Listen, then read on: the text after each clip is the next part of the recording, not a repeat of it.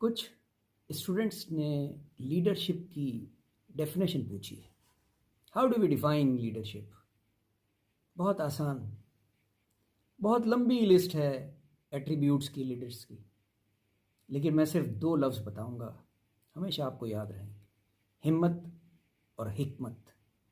जी हाँ, किसी भी लीडर के लिए, ख्वाह वो पॉलिटिकल लीडर हो या मिलिट्री लीडर हो, हिम्मत और हिकमत, करेज एंड विजडम, ये दो चीज़ें ज़रूरी हैं, क्योंकि ये दो चीज़ें ही हैं जो फॉलोअर्स को इंस्पायर करती हैं।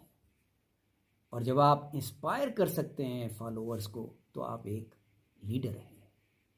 एक शेर में अर्ज कर दूं, नजरें जमी हुई हैं उस मर्द मुजाहिद पर, नजरें जमी हुई हैं उस मर्द मुजाहिद पर, दुश्मन को जमी बोस करे तलवार अली से, दुश्मन को जमी बोस करे तलवार अली से। शुक्रिया।